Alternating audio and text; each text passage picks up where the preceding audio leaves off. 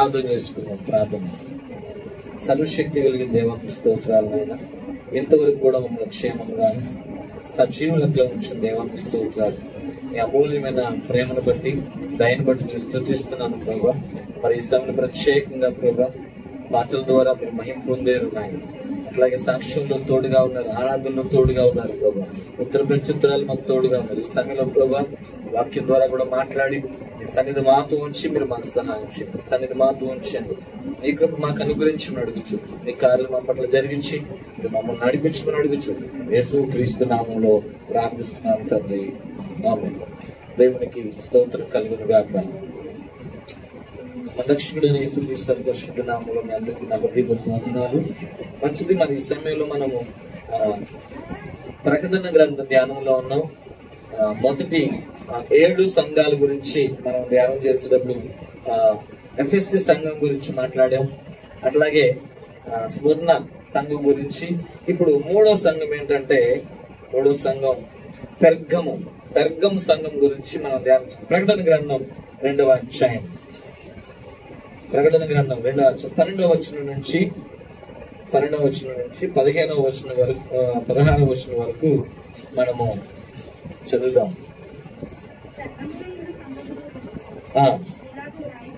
పెర్గములో ఉన్న సంఘపు దూతకు ఇలాగు రాయము. వాడి అయిన 2 అంచులు గల ఖడ్గము గలవాడు చెప్పు సంగతులేమనగా,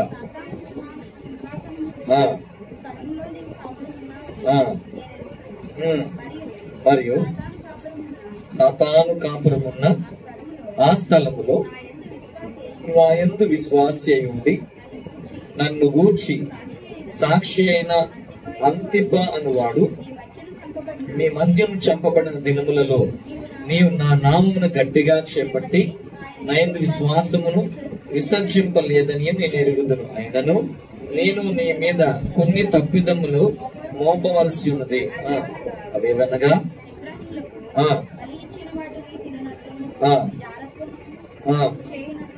జాగ్రత్తము చేయనట్లును ఇశ్రాయేలుకు ఉరి ఒడ్డుమని బాలాకులకు నేర్పిన బిలాము బోధను అనుసరించి వారు నీలో ఉన్నారు. అటువలనే నికోలాయితుల బోధన అనుసరించు వారును నీలో ఉన్నారు. కావున మారు మనసు పొందుము. లేని ఎడల నేను నీ వద్దకు వచ్చి త్వరగా వచ్చి నా నోట నుండి వచ్చి ఖడ్గం చేత వీరితో యుద్ధము చేసేదను. సంగములతో ఆత్మ చెప్పుచున్న మాట చెవి గలవాడు వినుగాక. జయించువానికి మరుగైన మన్నాను భుజింపనెత్తును, మరియు అతనికి తెల్ల రాతి నెత్తును. ఆ రాతి మీద చెక్కబడిన ఒక కొత్త పేరుండును. పొందిన వానికే గాని అది మరి ఎవరికి తెలియదు. చాలు. దేవునికి స్తోత్రం కలుగును గాక. ఈ యొక్క సంఘం కూడా, ఇది కూడా టర్కీ ప్రాంతంలో ఉన్నదే. ఈ సంఘం, ఈ యొక్క పెర్గము అనే సంఘం, ఈ సంఘం కూడా టర్కీ అనే ప్రాంతంలో, టర్కీ అనే దేశంలో ఉన్నదే అన్నమాట. ఇది కూడా మీరు ఆలోచన చేయాల్సిన విషయం ఏంటంటే, మరి పెర్గము అంటే అర్థం ఏంటంటే అభివృద్ధి లేక ఘనత. పెర్గము అంటే అభివృద్ధి లేక ఘనత అన్నమాట. మరి ఇక్కడ ఇది ఈ స్మరణ నుంచి, అంటే స్మరణ సంఘం నుంచి ఈ పెర్గమ సంఘానికి సుమారుగా మరి ఇది తూర్పు ఉత్తరాన 55 కిలోమీటర్లు, 55 మైళ్ళు దూరం ఉంటుంది అనమాట. ఇది ఎక్కడ ఉందంటే కైకస్ అనే ఒక నది ప్రక్కన స్పర్ అనే పెద్ద కొండ అనమాట. స్పర్ అనే ఒక పెద్ద కొండ. దాదాపుగా ఇది ఎన్ని అంతస్తులు ఉంటుందంటే, ఇంకా కొండ సుమారుగా 8 అంతస్తులు, అంత పెద్ద కొండ అనమాట. ఆ కొండ మీద మళ్ళీ 40 అడుగులు ఎత్తుగల పెద్ద దేవాలయం ఉంటుంది. ఈ 8 అంతస్తుల కొండ మీద 40 అడుగులు ఎత్తుగల ఒక పెద్ద దేవాలయం. అక్కడ మరి 4 రకాల దేవతలను ఆరాధించే దేవాలయాలు ఉన్నాయి.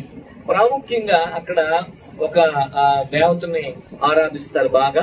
ఏంటంటే అక్కడ స్వస్థత అనే ఒక దేవత ఉంటుంది. స్వస్థత దేవత అన్నమాట.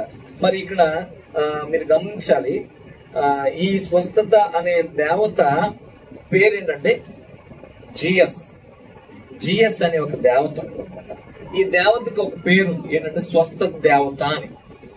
కాబట్టి అందుకని ఆ చుట్టుపక్కల వాళ్ళందరూ కూడా అక్కడికి వచ్చి ఆ దేవతని వారు ఆరాధించుకొని వెళ్ళిపోతారు. దేనికోసం? స్వస్థత కోసం. దాని పక్కనే ఇంకొక దేవాలయం, ఇంకొక దేవాలయం ఉంటుంది. దాని పక్కన ఇంకొక దేవాలయం అన్నమాట. అది కూడా ఏంటంటే అక్కడ ఆ దేవాలయం ఉండటానికి కారణం ఏంటంటే ఆ యొక్క దేవాలయానికి ఏమన్నారంటే అది రక్షణ దేవాలయం. అంటే రక్షణ అనేది కలుగుద్ది, రక్షణ అనేది కలుగుద్ది అని చెప్పేసి వాళ్ళు యాస్కోలోపియాస్ అని చెప్పేసి ఆ యొక్క రక్షణ అంటే సుటేర్ అంటారు. సుటేర్ అంటే రక్షణ అని అర్థం. ఆ రక్షణ దేవత అని చెప్పేసి ఇట్లాగా వాళ్ళు ఆ స్వస్థత దేవతకి, రక్షణ దేవతకి వాళ్ళు బాగా ఆరాధిస్తారు. అంటే ఈ స్వస్థత దేవతకి గుర్తు ఏంటంటే సర్పం గుర్తు అనమాట. మీకు డాక్టర్స్ కి ఒక సింబల్ ఉంటది. డాక్టర్ల యొక్క సింబల్ ఏంటంటే ఆ 2 సర్పాలు ఉండి మధ్యలో సిలువ లాగా ఉంటది అనమాట. అది అక్కడి నుంచే వచ్చింది అంటారు చాలా మంది. కాబట్టి మీరు గమనించాలి. అందుకని మరి ఆ విధంగా అక్కడున్న వాళ్ళందరూ కూడా అలాంటి ఆరాధన చేసేవాడు. ఆ ప్రాంతంలోకి మరి సువార్త వెళ్ళింది. మరి ఆ ప్రభువుని అంగీకరించారు చాలా మంది. ప్రభువుని అంగీకరించారు. ఇంకా మనం చెప్పాలంటే అది అక్కడ మొట్టమొదటిగా చూస్తే జంతువుల తోలు మీద రాతలు అక్కడే ప్రారంభించబడ్డాయి. మరి రాయడం ఫస్ట్ మరి ఈజిప్షియన్స్ రాతలు స్టార్ట్ చేశారు. రెండవదిగా ఏంటంటే ఈ యొక్క పెర్గం దాంట్లోనే ఆ దేశస్తులు మాత్రమే ఏం చేస్తారంటే జంతువుల తోళ్ళ మీద రాయడం అనేది ప్రారంభించబడింది. పెద్ద లైబ్రరీ ఉంది అక్కడ. ఎంత పెద్ద లైబ్రరీ అంటే ప్రపంచంలోనే 2వ లైబ్రరీ అన్నమాట. 2 లక్షల ఈ యొక్క చర్మపు చుట్టలు ఉన్నాయన్నమాట. రాతలు, చేతి రాతలతో రాసిన చుట్టలు 2 లక్షలు ఉన్నాయి. అంటే అంత పెద్ద లైబ్రరీ ఉన్నది అక్కడ. కాబట్టి ఇక్కడ ఇలాంటి ప్రాంతంలో మరి క్రైస్తవులు ఉన్నారు. అయితే మరి వీళ్ళ గురించి మరి ప్రభు వారు మాట్లాడుతున్న మాటలు మనం చూస్తే ఇక్కడ వీళ్ళ గురించి కొన్ని పొగడ్తలు కూడా ఉన్నాయి. అట్లాగే వీళ్ళ గురించి కొన్ని హెచ్చరికలు, కొన్ని గద్దింపులు, అట్లా వార్నింగ్ కూడా ఉంది అక్కడ. ఏంటి వీళ్ళని పొగుడుతున్నాడంట ఆయన. ఇక్కడ ఒక మాట చూడండి ఒకసారి. ఏమంటున్నాడంటే నీవు ఇక్కడ 13వ వచనం చూస్తే ఏమనుంది అక్కడ? సాతాను సింహాసనమైన స్థలములను నీవు కాపురమున్నావని నేను ఎరుగుదును, మరియు సాతాను కాపురమున్న స్థలములలో నా యందు విశ్వాసి ఉండి నన్ను గూర్చి సాక్షి అయిన అంతిప అను వాడు నీ మధ్యను చంపబడిన దినములలో నీవు నా నామమును గట్టిగా చేపట్టి నా యందు విశ్వాసమును విసర్జింపలేదని నేను ఎరుగుదును. ఇక్కడ ఏంటి దేవుడు మెచ్చుకుంటున్నాడంటే, ఇక్కడ ఏం మెచ్చుకున్నాడు? విశ్వాసంలో వీళ్ళు గట్టిగా ఉన్నారు. విశ్వాసం ఎలాంటి పరిస్థితుల్లో వీళ్ళు విశ్వాసంలో గట్టిగా ఉన్నారంటే, అక్కడ మరి అంతిప అనే వ్యక్తిని చంపేశారు. అంతిప ఎందుకు చంపేశారంటే యేసు ప్రభుని ఆరాధిస్తున్నాడని. రెండోది ఇదిగో అక్కడున్న దేవతలు ఎవరిని కూడా ఆరాధించట్లేదు, ఆ రక్షణ దేవతను గాని స్వస్థత దేవతను గాని ఆరాధించట్లేదు అని చెప్పేసి ఈ అంతిపని ఏం చేశారంటే చంపేశారు. చంపేసినా కూడా ఇక్కడ చూడండి, సంఘం అంతా కూడా అలాగే ఉంది. పర్వాలా, మమ్మల్ని చంపినా పర్వాలా, మేము మాత్రం ఏం చేయమంటే యేసు ప్రభుని వదిలిపెట్టము. దేవుడు దానికి మెచ్చుకుంటున్నాడు. వెరీ గుడ్, నువ్వు చాలా బాగున్నావు, విశ్వాసంలో గట్టిగా ఉన్నావు. మరి నువ్వు ఎందుకంటే చాలా మంది కొంతమంది ఏం చేస్తారు, పారిపోతారు. వద్దు, మాకు యేసు ప్రభు వారు మాకు అవసరం లేదు, మేము బ్రతకాలి అని చెప్పేసి. యేసుక్రీస్తు వారు ఒక మాట్లాడినారు. ఏమన్నారంటే ప్రభువుని వెంబడించాలంటే ఏం చేయాలంటే ఆయన సిలువుని ఎత్తుకోవని ఆయన వెంబడించారు. తన సిలువుని ఇప్పుడు ప్రభువుని వెంబడించాలంటే తన సిలువుని ఎత్తుకుని నన్ను వెంబడించండి అంటాడు ఆయన. ఇంకొక చెప్పాలంటే, ఒకవేళ నువ్వు ప్రాణం దక్కించుకోవాలనుకుంటే నీ ప్రాణం పోయింది, ప్రాణం పోగొట్టుకున్నవాడు ప్రాణాన్ని దక్కించుకుంటాడంట. అర్థం ఏంటి? ప్రాణాన్ని దక్కించుకున్న వాడికి ప్రాణం పోయిద్దంట. అంటే అర్థం ఏంటంటే, ఒకవేళ ఇప్పుడు శ్రమకు నువ్వు పారిపోతాయి, ఇప్పుడు శ్రమకు పారిపోతాయి. ఒకరోజు నువ్వు కూడా మరణిస్తావు. మరణించిన తర్వాత నువ్వు ఎక్కడికి వెళ్తావు అంటే నరకం అనే మరణం ఉంటుంది. అది ఎప్పటికీ దాన్ని తప్పించుకోలేదు, దాంట్లోకి వెళ్తావు. ఒకవేళ నువ్వు మరణిస్తే ప్రభు కోసం నువ్వు మరలా నువ్వు ఆ నరకమైన మరణంలోనికి అంటే నీ ప్రాణాన్ని దక్కించుకున్నట్లు అనమాట. అంటే నువ్వు ఎప్పుడు జీవించే లోకానికి వెళ్తావు అని అర్థం. దేవునికి స్తోత్రం కలుగును గాక. కాబట్టి ఇది యేసు ప్రభు మాట్లాడుతున్న మాట అనమాట. అక్కడ అంటున్నాడు, వాళ్ళు మెచ్చుకుంటున్నాడు ఏమని, మీరు విశ్వాసంలో మాత్రం బాగా ఉన్నారు, గట్టిగానే ఉన్నారు. ఎందుకంటే మీ ఎదుటినే మీ యొక్క సంఘస్థుని ఒక అతను చంపేశారు, అయినా సరే మీరు ఎలాగున్నారంటే చక్కగా ఉన్నారు, విశ్వాసంలో నన్ను వదిలిపెట్టలా అని చెప్పారు. అయితే విషయం ఏంటంటే, సరే ఇదంతా బాగానే ఉంది, వీరి విశ్వాసం బాగానే ఉంది, కానీ వీళ్ళలో కొన్ని ఈ సంఘంలో ఏమైందని కొన్ని సమస్యలు వచ్చినాయి. ఏంటి సమస్యలు అంటే, వీళ్ళు ఏం చేస్తారంటే కొన్ని రోజులు అయిన తర్వాత వీళ్ళు నామకార్థమైన జీవితాలు జీవిస్తారు. వీళ్ళలో చాలా మంది నామకార్థమైన భక్తి జీవించడం నేర్చుకున్నారు, నామకార్థమైన భక్తి చేస్తున్నారనమాట. నామకార్థమైన భక్తికి ఒక ఉదాహరణ ఇస్తాను. ఏంటంటే, మరి క్రీస్తు యొక్క శకం 313 సమయంలో ఒక చక్రవర్తి, ఆయన కాన్స్టాంటినోపుల్ అనే చక్రవర్తి పరిపాలన చేశాడు. ఈయన ఒక యుద్ధానికి వెళ్తే ఏ యుద్ధానికి వెళ్ళి ఓడిపోతున్నాడు. అయితే దేవుడు ఇతనికి ఒక గుర్తు చూపించాడు అనమాట, సిలువు గుర్తులాంట. వాళ్ళమ్మ పేరు హెలెన్ అనమాట. ఆమె ఏం చేసిందంటే ఇది చాలా దేవాలయాలు, చర్చిలు కట్టించేసింది. తర్వాత ఇంకా ఈయన ఏం చేశాడంటే ఆదివారం సెలవు ప్రకటించేశాడు. ఈయన కాన్స్టాంటినోపుల్ ఈయనే ప్రకటించింది ఆదివారం సెలవు, ప్రతి ఆదివారం సెలవు రావాలని చెప్పేసి. ఆ తర్వాత మరి డిసెంబర్ 25వ తారీఖు క్రిస్మస్ అనేది కూడా జరుపుకోవాలని ఆయనే డిక్లేర్ చేశాడు అనమాట. క్రీస్తు శకం 313 టైంలో, ఆయన పరిపాలించిన టైంలో. మరి అలా ఉన్నప్పుడు ఏమైనా అందరూ క్రైస్తవులుగా మారి చాలా రాయితీలు ఇస్తుంటే చాలా మంది యేసు క్రీస్తు దగ్గరికి వస్తున్నారు, యేసు ప్రభు నమ్ముకుంటున్నారు అనమాట. ఇలా ఉండగా ఏమైందంటే నామకార్థం ఎక్కువైపోయింది అనమాట. అంటే ఏంటి, పరిశుద్ధమైన జీవితం మానేశారు. వీళ్ళందరిలో కలిసిపోతున్నారు, అందరిలాగా అందరితో గుడిలో గుడిలో ఉంటున్నారు, బయట ఉండే వాళ్ళతో బయట ఉన్నట్టుగా ఉంటున్నారు అనమాట. అక్కడ లోకస్తులతో లోకస్తుల్లాగా ఉంటున్నారు, దేవుని బిడ్డలతో వస్తే దేవుని బిడ్డల్లాగా కూడా ఉంటున్నారు. మీకు అర్థమైందా? దీన్ని నామకార్థమైన క్రైస్తత్వం అంటారు. అంటే లోకస్తులు ఉన్నారనుకోండి, వాళ్ళు చేసే పనుల్లో కూడా పాల్గొంటున్నారు. ఇప్పుడు ఒకవేళ ప్రభువు నమ్మిన తర్వాత కొన్ని నియమాలు ఉన్నాయి, ప్రభు ఈ విధంగా ఉండకూడదు, ఇట్లా చేయకూడదు.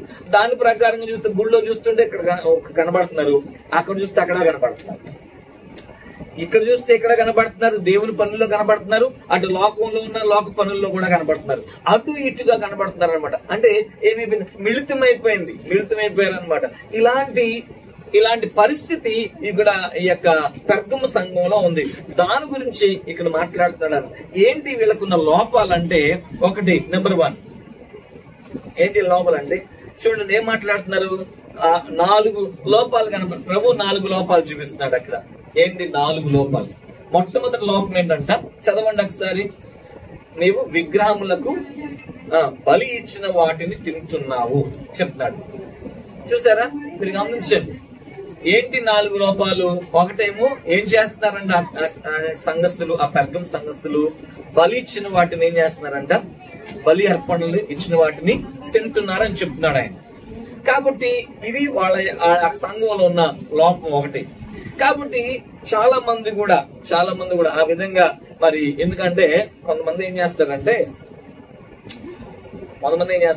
పర్లేదు తింటే ఏమవుతుంది అని చెప్పేసి ఏం చేస్తారు, రాశికి వెళ్ళిపోతా ఉంటారు, తింటే ఏం పర్వాలేదులే. అందుకనే బైబిల్లో ఒక మాట ఉంది, వారి కడుపే వారికి దేవుడు అంట. అంటే కడుపు కోసం, తిండి కోసం ఏది చేయడానికైనా ఇష్టపడతారు. అంటే దాన్ని కంట్రోల్ చేసుకోలేరు అనమాట. పర్వాలేదు, ఏమైంది చూస్తే ఏమైంది, చేస్తే ఏమైంది, ఆలోచన చేయాల్సిన విషయం అనమాట. మీరు గమనించాల్సిన విషయం. అందుకని మనకి చక్కని ఎగ్జాంపుల్, ఒక ఉదాహరణ మనకు కనబడతాడు బైబిల్ గ్రంథంలో. దానియేలు గారు చక్కని మాదిరి అనమాట. ఈ దానియేలు గారు మరి ఎంత భక్తిపరుడు అంటే, ఈయన ఎక్కడికి వస్తాడు, బబులోను సామ్రాజ్యంలోకి వస్తాడు. ఆయన్ని ఏం చేస్తారంటే పట్టుకుంటారు. ఆయనతో పాటు కొంతమంది యూదుల యవనస్తుల్ని ఇక బబులోను నెబుకద్నెజర్ రాజు ఏం చేస్తాడంటే ఇజ్రాయెల్ దేశం యుద్ధానికి వచ్చి వాళ్ళందరిని కూడా మరి చెరపట్టుకొని తీసుకుని వస్తాడు బానిసలు చేసుకోవడానికి. ఈ బానిసలుగా వచ్చిన వారిలో ఉన్నారన్నమాట షడ్రకు, మేషకు, అబేద్నెగోలు, దానియేలు. అయితే రాజుగారు ఒక ఆంక్ష చెప్తాడు, నా దేశంలో మీరు ఉండాలంటే ఈ యవనస్తులు బాగున్నారు, వీళ్ళని నేను వాడుకోవాలి, అన్ని రంగాల్లో వీళ్ళని ఉపయోగించుకోవాలి, ఎవరెవరిని ఎలా అయితే వీళ్ళు బలంగా ఉండాలి, కాబట్టి నేను ఏ ఆహారం తింటానో అదే ఆహారం వాళ్ళు కూడా పెట్టండి అని చెప్తాడు ఆయన. ఏంటి రాజుగారు తినే ఆహారం అంటే మాంసం బాగా తింటాడు, అది కూడా బలిచ్చే మాంసం. ఆ యొక్క నెబుకద్నెజర్ గారికి యొక్క దేవతకి బలిస్తే ఆ బలి మాంసాన్ని తింటాడు, అదే వాళ్ళకి పెట్టమన్నాడు. రెండోది అంటే ద్రాక్షారసం బాగా త్రాగుతాడు, వాళ్ళకు కూడా ద్రాక్షారసం ఇవ్వండి. అయితే ఆ యొక్క మరి భోజనాలు రెడీ చేసి వీళ్ళకి ఆహారం పెట్టే ఒక నపుంసకుడు ఉన్నాడు అన్నమాట వీళ్ళని చూసుకోవడానికి. ఆయన చెప్తాడయ్యా రాజుగారి భోజనమే మీకు పెట్టాలి. మరి అనగానే రాజుగారు ఎటువంటి భోజనం తింటాడంటే బలి అర్పణగా ఇచ్చిన ఆ మాంసాలను తింటాడండి. అట్లాగే మరి ద్రాక్షారసం అవి తాగాలంటే ఈ డానియల్ గారు అన్నాడు, మేము అలాంటివి తినవయ్యా, తినకపోతే అలాగా మీరు చిక్కిపోయారనుకో నన్ను చంపుతాడు ఆయన, లేకపోతే నన్ను చంపేస్తాడు, కాబట్టి మీరు తప్పకుండా తినాలి. అయితే ఈ రిక్వెస్ట్ చేస్తాడు డానియల్, అయ్యా 10 రోజులు మాకు ఆకుకూరలు పెట్టండి, మేము మాత్రం అలాంటివి తినం, ఎందుకంటే మేము తినకూడదు. సరే అలాగే 10 రోజుల తర్వాత ఒకవేళ మా ముఖాల్లో గాని మా బలంలో తేడా వస్తే మీరు చెప్పినట్లు చేద్దాం. అయితే 10 రోజులు వీళ్ళు ఆకుకూరలు మాత్రమే తిన్నారు, మిగతా వాళ్ళు మాంసాలు తిన్నారు, కానీ వాళ్ళకన్నా వీళ్ళే బాగున్నారు. దేవుని స్తోత్రం చెప్పండి. కాబట్టి ఈరోజు చాలా మంది ఏం చేస్తున్నారంటే రాజీ పడిపోతున్నారు. భక్తి విషయంలో ఏం చేస్తున్నారంటే రాజీ పడిపోతున్నారు అనమాట. ఏం పర్లేదు తింటే ఏమైంది. కాబట్టి ఇట్లాగా ఆ పెర్గము సంఘంలో ఉన్నవాళ్ళు ఇట్లా రాజీ పడిపోతున్నారు అనమాట. ఆ యొక్క మరి అక్కడ నేను చెప్పాను కదా, ఆ 4 రకాల దేవతలకు అర్పించిన అర్పణలు ఏదైనా సరే, అదేదైనా సరే, అవి కొబ్బరికాయలైనా లేకపోతే మాంసం అయినా ఇంకా ఏదైనా జంతువులు బలిచ్చినా ఏదైనా సరే ఏం చేస్తున్నారంటే అక్కడ వీళ్ళు కూడా ఏం చేస్తారు, పాల్గొని తినేస్తున్నారు. కొంతమంది ఏంటి పర్లేదు పచ్చడికి పనికొస్తుంది, కాయ ఏమైంది అవి ఇచ్చారనుకో పర్లేదు పచ్చడికి పనికి వస్తుందిగా.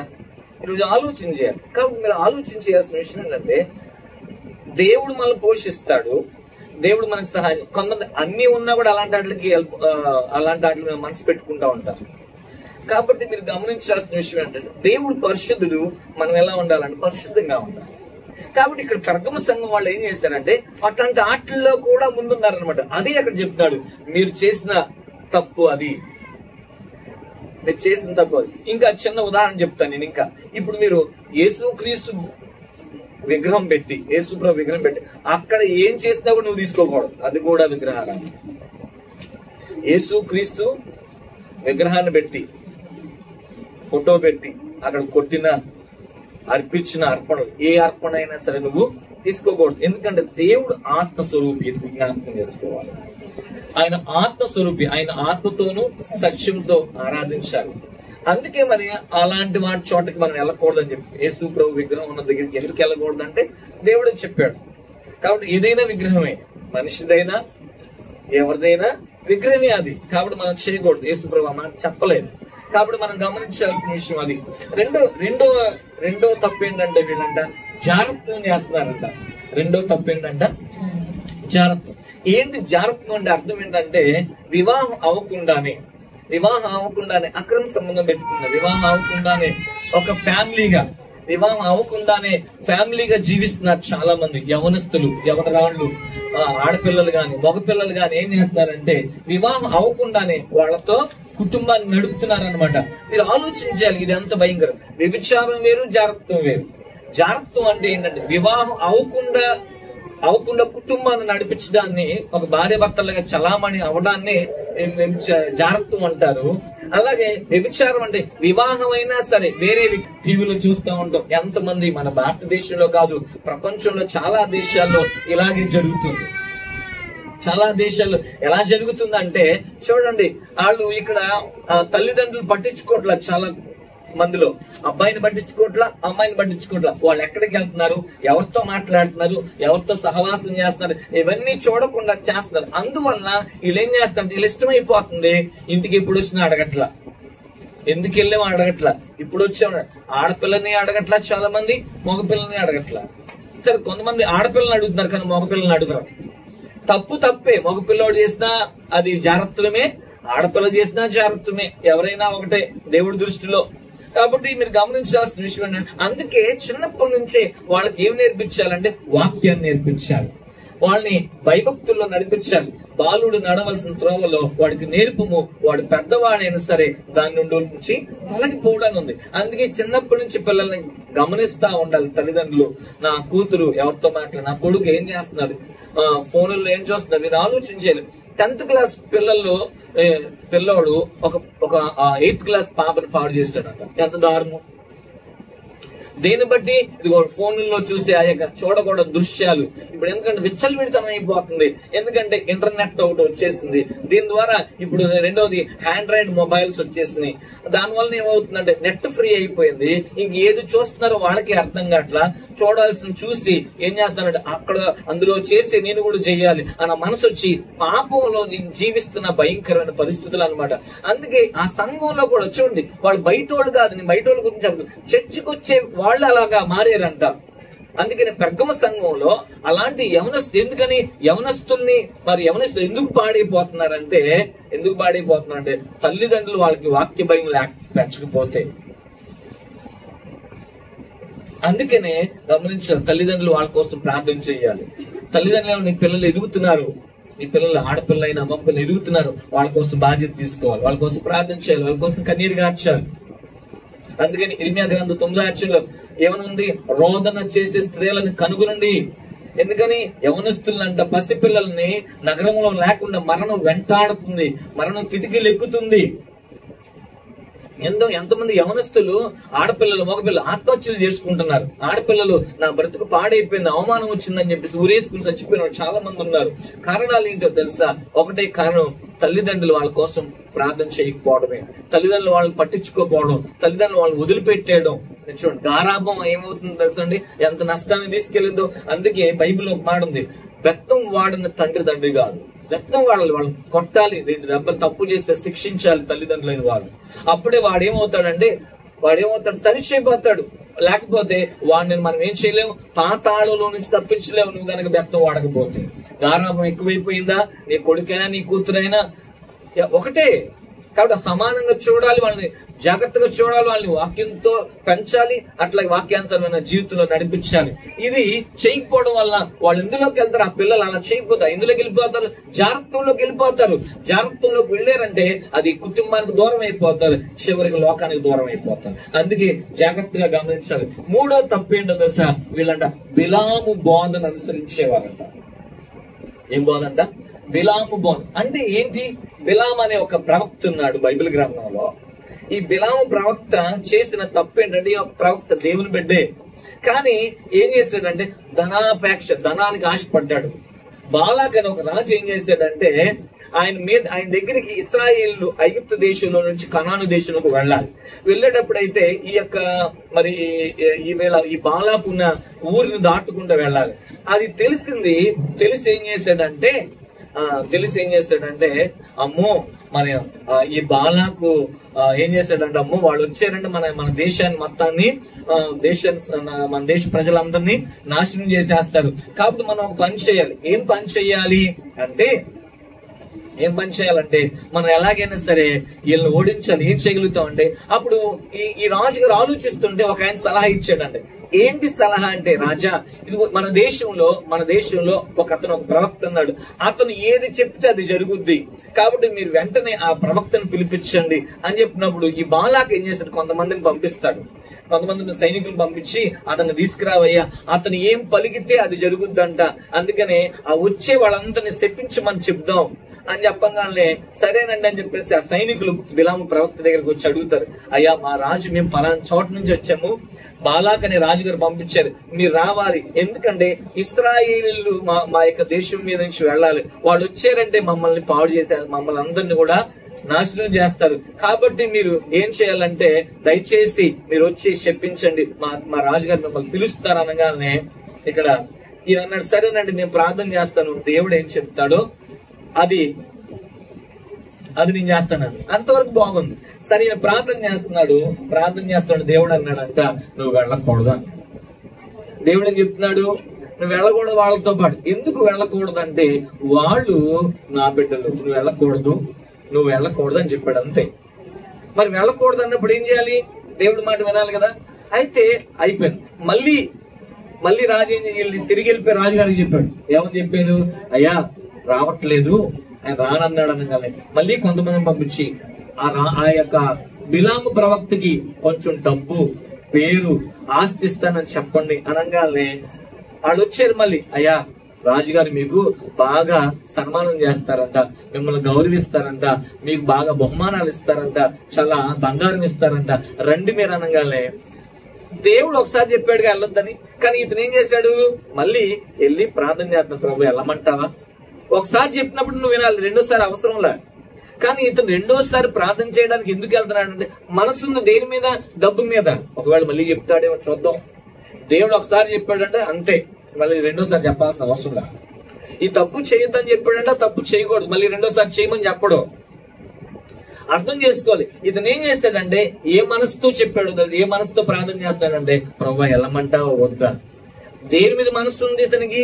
ఆ రాజుగారు ఇచ్చే ఆ డబ్బు మీద, రాజుగారు ఇచ్చే బహుమానాల మీద మనసు ఉండి ఏం చేస్తాడంటే మళ్ళీ ప్రార్థన చేస్తుంటే ఇతనికి బుద్ధి రావాలని దేవుడు వెళ్ళమంటే దారిలో గాడిదతో మాట్లాడతాడు, దేవుడు మాట్లాడిస్తాడు. అట్లాగే ఒక దేవదూత ఖడ్గం పట్టుకుని అడ్డు ఉంటుంది. ఇన్ని జరుగుతాయి, అయినా సరే తన మనసు ఏం మారదు. వెళ్తాడు, వాళ్ళని శపిస్తా అనుకుంటే దేవుడు ఏం చేస్తాడు? అతని నోట ఆశీర్వాదాలే వస్తాయి, శాపాలు రావు. దేవుడు అలా చేస్తాడు. అదంతా అయిపోయిన తర్వాత ఏం చేస్తాడు? చివరికి ఇతను ఏది శాపిద్దామన్నా శాపాలు రావట్లా, ఆశీర్వాదాలు అవుతున్నాయి. చివరికి ఏం చేస్తాడంటే ఈ బాలాకు రాజుకి ఏం చేస్తాడు? బహుమానం కోసం ఒక సలహా ఇస్తాడు. ఏంటి ఆ సలహా? ఇదిగో నేను ఎంత చెప్పిద్దామన్నా నా నోట ఆశీర్వాదాలు వస్తున్నాయి, శాపాలు రావట్లా. వీళ్ళు ఓడిపోవాలంటే, వీళ్ళ మీదకి శాపం రావాలంటే మీరు ఒక పని చేయాలి. మీ యొక్క దేశంలో ఉన్న ఆడపిల్లలు మంచి బట్టలు వేసుకొని చక్కగా కాళ్ళకు గజ్జలు కట్టుకొని ఇదిగో ఆ ఇశ్రాయేల్ పురుషుల మధ్యలోకి నడుస్తూ ఉంటే వీళ్ళు గనక వాళ్ళని చూస్తారండి, మీ అందమైన ఆడపిల్లని చూస్తారు, పాపం చేస్తారు. పాపం చేస్తారా దేవుడు వాళ్ళని శపిస్తాడు, వాళ్ళు ఓడిపోయేట్లు చేస్తాడు. ఇలాంటి దుర్మార్గపు ఆలోచన ఇచ్చాడు అనమాట ఈ యొక్క బిలాము. అక్కడ ఏమనుంది చదవండి ఒకసారి. బిలాము ఎలాంటి వ్యక్తి అని ఉంది అక్కడ, చక్కని మాట, అక్కడ ఒక మాట ఉంటుంది. బిలాము ఎలాంటి వ్యక్తి అంటే ఇశ్రాయేలీలకు ఉరి అంటే ఏంటి? మరణం.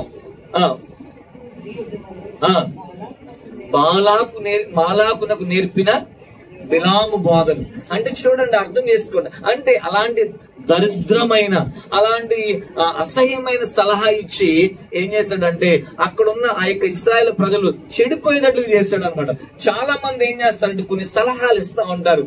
ఎలాంటి సలహాలు తెలుసా అండి? చెడిపోయే సలహాలు ఇస్తా ఉంటారు. మంచి సలహాలు ఎవరైనా సలహా కోసం వస్తే మంచి సలహా ఇచ్చేవాళ్ళు దొరకట్లా. ఈ రోజు ఏం చేస్తారు? చెడ్డ సలహాలు ఇస్తున్నారు. మీరు ఆలోచన చేయాల్సిన విషయం గమనించాలి. ఎంతమంది ఆ విధమైన చెడ్డ సలహాలు ఇచ్చి వాళ్ళు చెడిపోయింది కాకుండా పక్కన వాళ్ళు కూడా చెడగొడతా ఉంటారు. అందుకే ఏమనుంది? తాను చెడుని ఏం చేస్తుందంట? వనమంతా వీళ్ళు ఎలాగో ప్రార్థన చేసుకోరు, ప్రార్థన చేసుకునే వాళ్ళు కూడా ప్రార్థన చేయరు. వీళ్ళు ఎలాగో దేవుని సంధికి రారు, వచ్చేవాళ్ళు కూడా రానిరు. ఇలాగో వాక్యం చదవరు, చదివే వాళ్ళు కూడా చదవనివ్వరు. ఏంటిదంతా? ఏం పర్లేదులే, ఏమైంది? ఈ ఆదివారం వెళ్ళకపోతే నష్టమా? ఈ ఒక్కరోజు ప్రార్థన చేసుకోకపోతే ఏమైంది? చర్చికి వెళ్ళకపోతే ఏమైంది? నాతో పాటు రా, చక్కగా వెళ్దాం, షికారుకి వెళ్దాం, లేకపోతే సినిమాకి వెళ్దాం, బజార్కి వెళ్దాం. ఇప్పుడు ప్రార్థన టైంలోనే ఆదివారం అప్పుడే లేకపోతే శుక్రవారం అప్పుడే ఏం చేస్తారు? వాళ్ళు రారు, వచ్చే వాళ్ళని ఏం చేస్తారు? దారి మళ్ళిస్తా ఉంటారు. విజయవాడలో ఉన్నప్పుడు నాకు తెలిసిన ఒక సంఘటన ఏంటో తెలుసా? ఒక యవనస్తురాలు, కాలేజీ చదువుకున్న అమ్మాయి, ఇల్లు దగ్గరే. అయితే ఈ అమ్మాయి ఆవిడేమో పెద్ద ఆవిడ వచ్చి, ఆంటీ పలానా అబ్బాయి నన్ను చూస్తున్నాడా ఆంటీ అంటే, ఈ అమ్మాయి ఇంటర్మీడియట్ 10th క్లాస్ అయింది, 10th క్లాస్ చదువుతుంది. ఆ పిల్లకి ఏం చెప్పాలి? అమ్మ అలాంటివి చేయకూడదు. మళ్ళీ ఆమె కూడా ప్రార్థన చేసుకుని ఆమె కూడా చర్చికి వెళ్ళి నువ్వు ఎలాంటి సలహా ఇవ్వాలి? అమ్మ తప్పది, అలాంటి చేయకూడదు అంటే, అలా చెప్పకుండా పర్వాలేదు, ఏమైంది? ఏమవుదు? అబ్బాయిని ప్రేమించు. అబ్బాయిని ప్రేమించి చక్కగా ఏమవుతుంది? తప్పేముంది? నీ వయసు ఆడపిల్లకి చక్కగా కంపల్సరీగా ఎవరు ఉండాలి? బాయ్ ఫ్రెండ్ ఉండాలి. ఎంత భయంకరమైన సలహా ఇస్తుంది ఆవిడ. ఇలాంటి వాళ్ళు చాలా మంది ఉన్నారండి.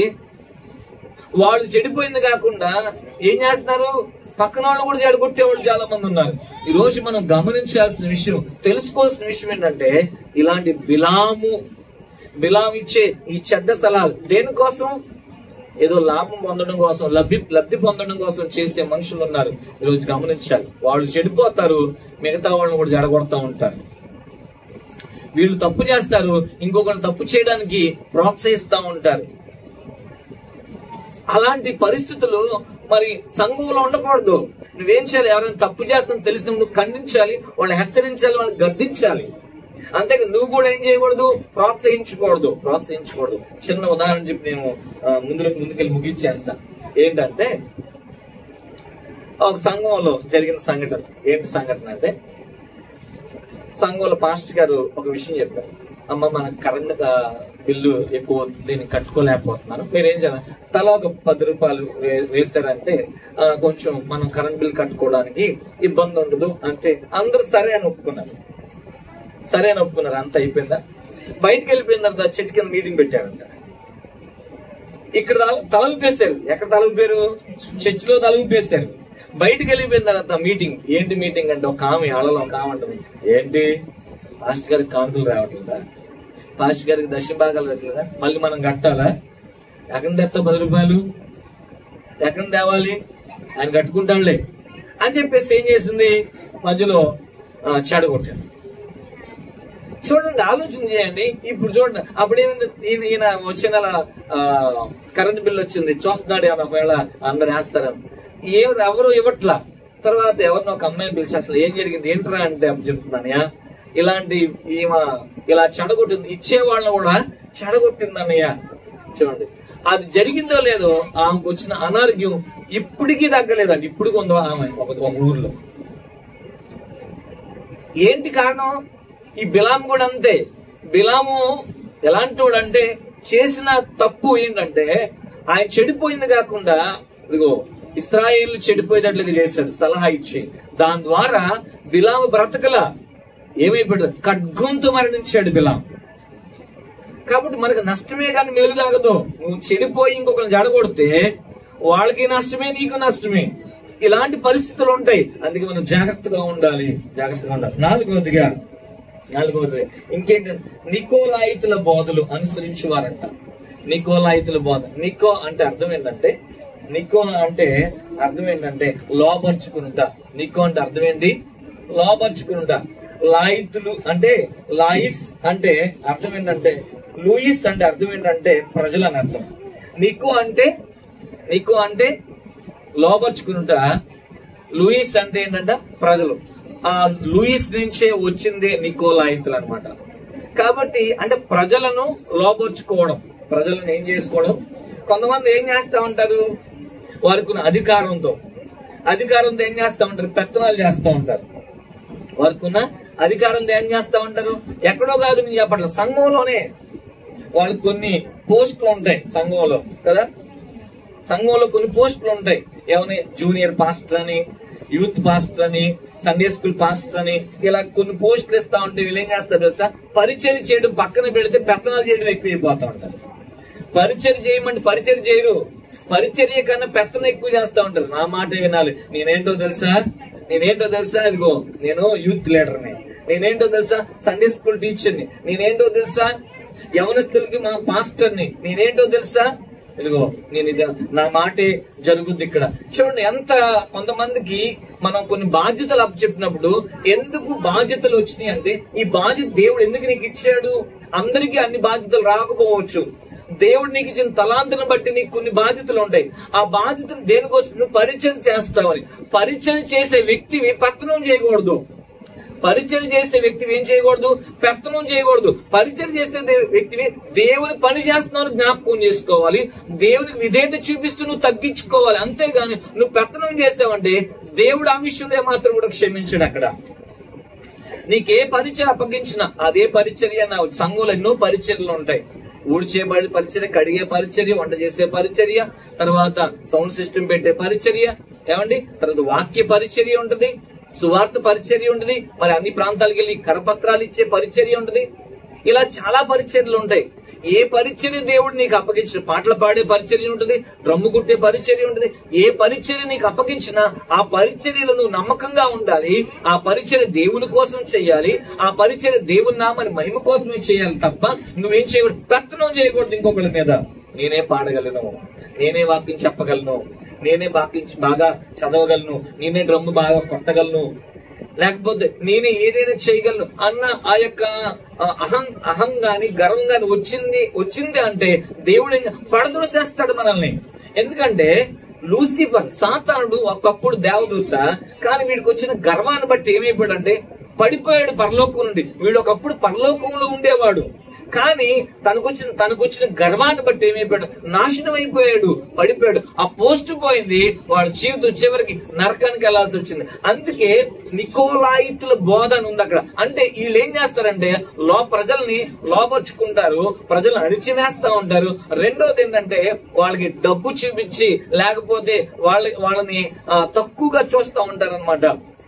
అలాంటి వాళ్ళ గురించి యోధా రాసిన పత్రికలో ఉంటుంది, చూద్దాం ఒకసారి. వాళ్ళు ఎలాంటి మనసు కలిగిన వాళ్ళు యోధా రాసిన పత్రికలో అలాగే ఉంది. యోధా రాసిన పత్రిక 1వ అధ్యాయం 4వ వచనం చూద్దాం. యోధా రాసిన పత్రిక 1వ అధ్యాయం 4వ వచనం ఏమనుంది అక్కడ ఒకసారి చదవండి. కొందరు రహస్యముగా జొరపడి ఉన్నారు, వారు భక్తిహీనులై మన దేవుని కృపను కామాతృతతో దుర్వినియోగపరచుచు మన అద్వితీయ నాథుడును ప్రభువునైనా చూసారా అంటే ప్రభువుని కూడా వదిలిపెట్టేస్తున్నారు వీళ్ళు ఎలా ఫీల్ అయిపోతారు, నేనే గొప్ప, నేనే చేయగలుగుతాను ఈ పని, నేనే చేయగలుగుతాను, నేను తప్ప ఎవరు చేయలేరు అన్న ఒకలాంటి అహం వస్తుంది. రెండోది వీళ్ళు ఇంకొక స్వభావం కలిగిన వాళ్ళంట, కామాత్రత కలిగిన వాళ్ళంట. మీరు ఆలోచించేయాలి. అలాంటి మనుషులు కొంతమంది పర్వాలేదు ఏమవుతులే. ఎంత భయంకరమైన పరిస్థితి సంఘంలో ఉందంట, పెర్గమా సంఘంలో. అలాంటి సంఘాన్ని దేవుడు హెచ్చరిస్తున్నాడు. దేవుడు ఏమని హెచ్చరిస్తున్నాడు తెలుసా? చూడండి, అక్కడ ఒక హెచ్చరిక ఉంది. ఇలాంటి లోపాలు నీలో ఉన్నాయి, నువ్వేం చేయకూడదు, నువ్వేం చేయాలి. ఇక్కడ ఇలాంటి లోపాలు నీలో ఉన్నాయి. చూడండి 16వ వచనం, కావున 16వ వచనం 2:16 ప్రకటన గ్రంథం. కావున మారు మనసు పొందుము. ఏం చేయాలంట నువ్వు? మారు మనసు అంటే అర్థం ఏంటి?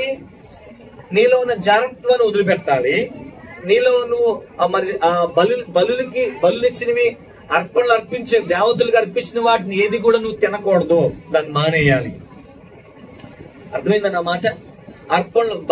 దేవతలకు అర్పించిన అర్పణల్ని తినడం మానేయాలి. అదేదైనా సరే, ఏ అర్పణ అయినా సరే తినడం మానేయాలి. రెండోది నువ్వు ఇంకోటి జారత్వాన్ని మానేయాలి. ఇంకోటి బిలాము లాంటి చెడ్డ సలహాలు ఎవరికి ఇవ్వకూడదు.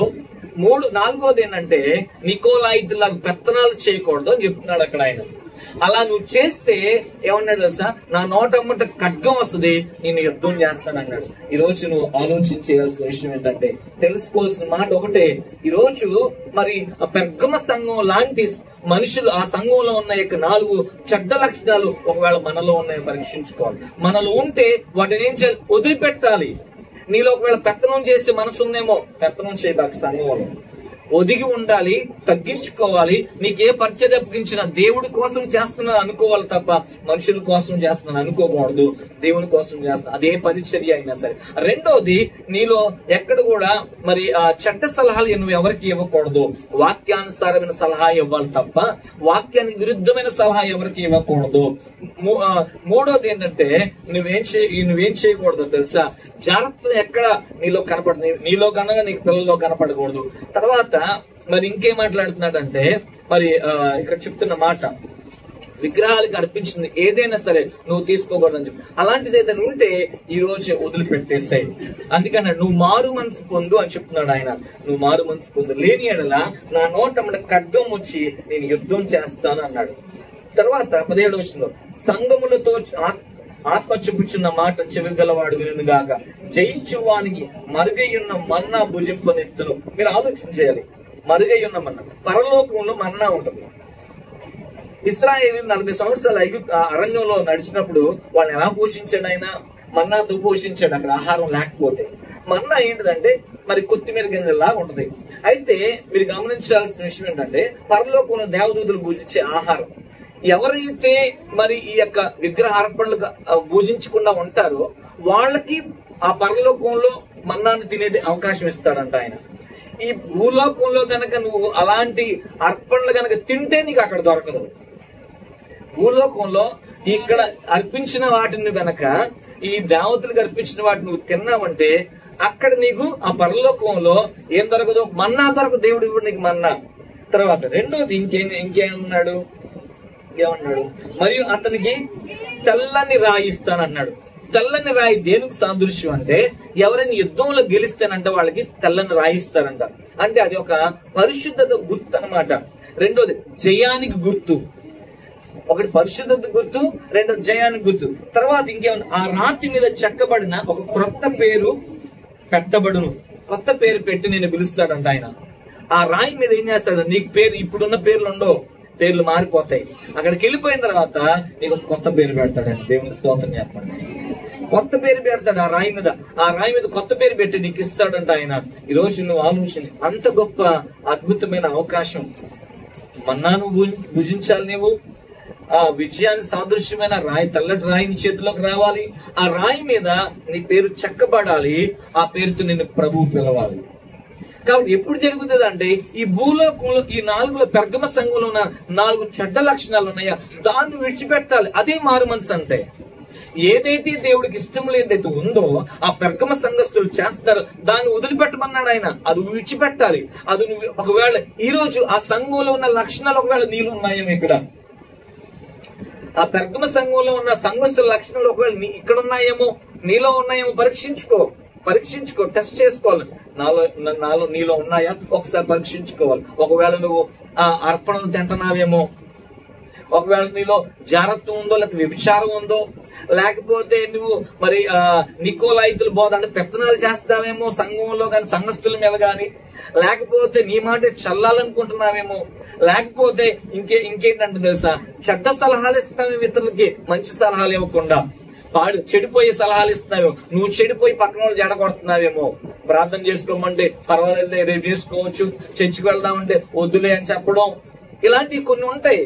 ఈ రోజు అలాంటి ఒకవేళ మనసు నీకు ఉంటే ఈ రోజు వదిలిపెట్టేసి నువ్వు మారు మనసు పొందితే ప్రభువు నీకేమిస్తాడంట, అదిగో ఆ పరలోకంలో మరి మన్నాన్ని ఇస్తాడు నీకు భుజించడానికి, తెల్లని రాయిని ఇస్తాడు ఆయన. అదే రీతిగా ఆ రాయి మీద పేరు చెక్కి ఆ పేరుతో పిలుస్తాడు. దేవునికి స్తోత్రం చెప్పండి. కాబట్టి పెర్గమ సంఘంలో ఉన్న చెడ్డ లక్షణాలు వదిలిపెట్టే మంచి లక్షణం ఉంది. ఏం తెలుసా, విశ్వాసాన్ని కాపాడుకున్నారు. అలాంటి విశ్వాసం, శ్రమలో కూడా విశ్వాసం కలిగి ఉండాలి. పెర్గమ సంఘంలో ఉన్న ఆ చెడ్డ 4 లక్షణాలు తీసివేయబడితే ఆయన రాజ్యంలో నువ్వు ఎంతో సంతోషంగా ఉంటావు. అటువంటి గొప్ప కార్యం నీ జీవితంలో జరుగును గాక. ప్రార్థించేద్దాం. కళ్ళు మూసుకోండి. ఒక నిమిషం దయచేసి తల వంచండి, ప్రార్థన చేసుకున్నాం. ప్రభువా, పెర్గమ సంఘంలో ఉన్న ఆ 4 చెడ్డ లక్షణాలు నాకు వద్దు ప్రభువా. పెర్గమ సంఘంలో ప్రభువా వారు నాయన ఆ దేవతలకు అర్పించిన వాటిని తింటున్నారు, నేను తినకుండా సహాయం చేయి. ఒకవేళ తిన్నారేమో నన్ను క్షమించయ్యాను, ఒప్పుకొని విడిచిపెట్టేసి. ఒకవేళ నీలో వ్యభిచారపు ఆలోచనలు కానీ జాగ్రత్తపు ఆలోచనలు ఉన్నాయేమో, దేవా నన్ను క్షమించండి, అవి తీసివేయండి ప్రభా. ఒకవేళ నీవు ఇతరులకు చెడ్డ సలహాలు ఇస్తున్నావేమో, పాడైపోయే సలహాలు ఇస్తున్నావేమో, ఒకసారి దాని విషయంలో కూడా క్షమించి అడుగు. అట్లాగే ఇక నుంచి వదిలిపెట్టేసేయన్ని. పెత్తనాలు చేసే మనసు నీకు ఉందేమో సంఘంలో గాని, దేవుని పరిచయ విషయంలో నీకు ఇచ్చిన అధికారాన్ని బట్టి, నీకు ఇచ్చిన అవకాశం బట్టి ఒకవేళ నీలో పెత్తనం చేసే మనసు ఉందేమో, ఆ పెత్తనం మనసు తీసివేసుకో. ప్రభు నీకు సహాయం చేస్తాడు. మారు మనసు పొంది ఇప్పుడే అవన్నీ వదిలిపెట్టేసాయి. విశ్వాసం, పెర్గమ సంఘంలో మంచి లక్షణం ఉంది. విశ్వాసాన్ని కాపాడుకున్నారు, విశ్వాసం కలిగి ఉన్నారు. శ్రమలో కూడా వాళ్ళు నమ్మకంగా ప్రభువును పట్టుకున్నారు, వదిలిపెట్టలా. ప్రేమలు తండ్రిని పొందనాలయ్యా. పెర్గమ సంఘంలో ఉన్న ఆ 4 చెడ్డ లక్షణాలు మళ్ళీ ఎవరిలో లేకుండా చేయండి. వాటిని విడిచిపెట్టే ఒకవేళ ఉంటే వాటిని వదిలిపెట్టే వారిగా క్షమించి ప్రార్థిస్తున్నారయ్యా. నాలో ఎవరిలో లేకుండా చేయండి. అదే రీతిగా ప్రభా విశ్వాసంతో మేము కూడా ఆయన నిరీక్షణ ఆయన మా సాక్ష్యాన్ని మేము కాపాడుకునే వారిగా చేయండి. నీ మాటలు బిడ్డలు హృదయాల్లో ముద్రించి భద్రపరిచి 30 60 100 ఫలించమని అడుగుతూ యేసు క్రీస్తు నామములో ప్రార్థిస్తున్నాము తండ్రి. ఆమేన్. దేవునికి స్తోత్రం.